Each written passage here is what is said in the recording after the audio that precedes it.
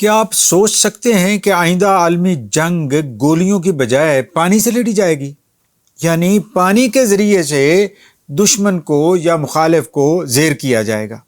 وہ کیسے؟ پانی بند کر کے یا پانی کھول کے۔ پاکستان اور ہندوستان کے درمیان اس وقت جو صورتحال ہے، اس میں پانی بنیادی کردار کی طرح سامنے آ رہا ہے، اور آئندہ چند سالوں میں یہ اور زیادہ دیکھا جا سکتا ہے۔ میں ہوں رضا کھرل اور آپ دیکھ رہے ہیں روہی نیوز۔ تو جناب چلتے ہیں اپنے موضوع کی طرف۔ موضوع یہ ہے پانی، جو ہندوستان بارہا پاکستان کو دھمکیاں لگا چکا ہے، مختلف پلیٹ فارمز پر یہ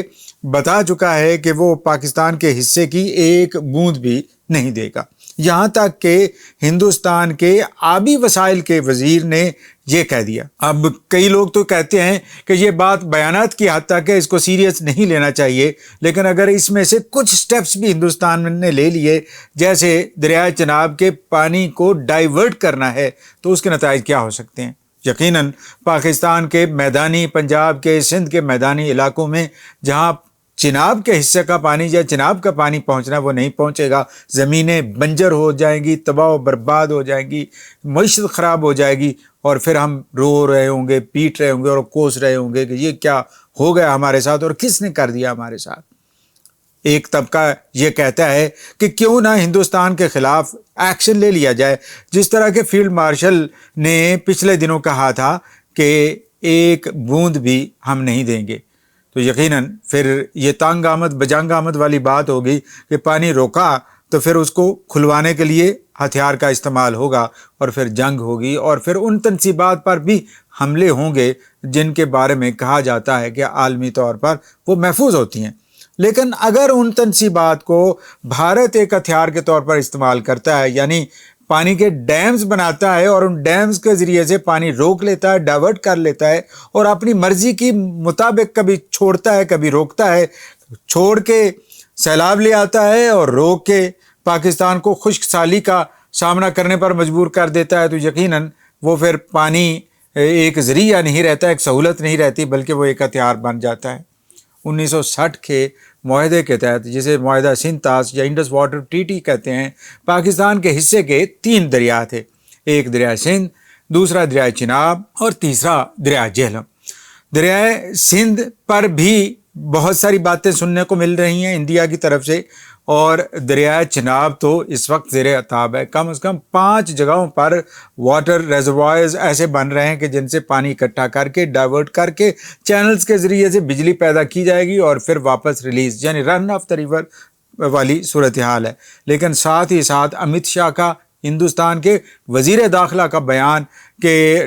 3 سال کے اندر اندر فیزیبلٹی رپورٹ بنانی ہے کہ کیسے ایک سرنگ بنانی ہے، اور سرنگ کے ذریعے سے ہماچل پردیش کے علاقے میں پانی دریا چناب کا نکال کر دریا بیاس یا ستلج میں ڈال دیا جانا ہے، اور پھر اس کو ہریانہ اور راجستھان کی زمینوں کو سیراب کرنے کے لیے استعمال ہونا ہے۔ تو یہ پھر لمحہ فکریہ ہے پاکستان کے لیے، اور پاکستان کو اس کے لیے سوچنا ہوگا۔ ماہرین یہ کہتے ہیں کہ آرٹیکل 56 جنیوا کنونشن کا جہاں یہ اجازت دیتا ہے کہ کسی بھی ملک کو کہ وہ دریا کے اوپر بغیر کسی سیٹ اپ کو چینج کیے پانی کو بجلی پیدا کرنے کے لیے استعمال کر سکتا ہے، تو وہیں یہ اختیار بھی دیتا ہے کہ وہ پانی کو مزید اسٹوریج کے لیے استعمال نہ کرے کہ وہ ہتھیار بن جائے، اور اگر ہتھیار بن جاتا ہے تو دوسرا ملک جو ڈاؤن سٹریم پہ ہے، یعنی جس کی طرف وہ پانی جانا ہے نیچے کی طرف، وہ اپنے اور بہت سارے اختیارات بھی استعمال کر سکتا ہے، اور بہت سارے فورمز کے اوپر بھی جا سکتا ہے، جیسے انٹرنیشنل کورٹ آف جسٹس کی طرف جا سکتا ہے، عالمی ثالثی اداروں کی طرف جا سکتا ہے، ترقی یافتہ ممالک یا بااثر ممالک کی طرف جا سکتا ہے کہ وہ بیچ میں پڑھ کر اس مسئلے کا حل نکالیں، ثالثی نکالیں، ورلڈ بینک کی طرف جا سکتا ہے جو بنیادی طور پر پہلا گارنٹر تھا دونوں ملکوں کے درمیان پانی کی تقسیم کے حوالے سے 1960 میں، ان سب کی طرف جا سکتا ہے۔ پاکستان کو یہ اختیار مل جاتا ہے۔ اور تیسرا پھر وہ راستہ ہے کہ جب کچھ بات نہ بنی تو یقیناً پاکستان کو خدا نخواستہ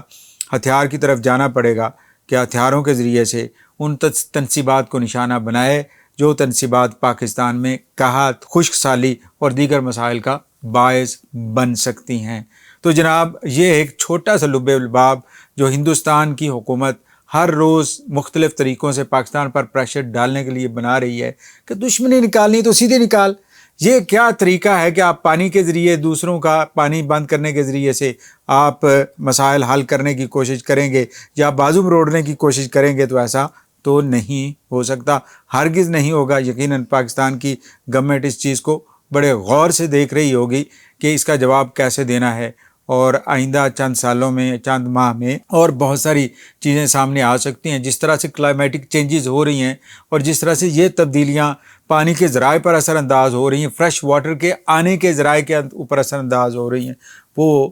یقیناً پاکستان کو فورس کرتی ہیں کہ پاکستان اپنے اس ایسٹ کو، اس اثاثے کو، یعنی پانی کے اثاثے کو زیادہ سے زیادہ محفوظ کرائے تاکہ آئندہ نسلوں کے لیے خوشحالی ان کا مقدر رہے. وسلام.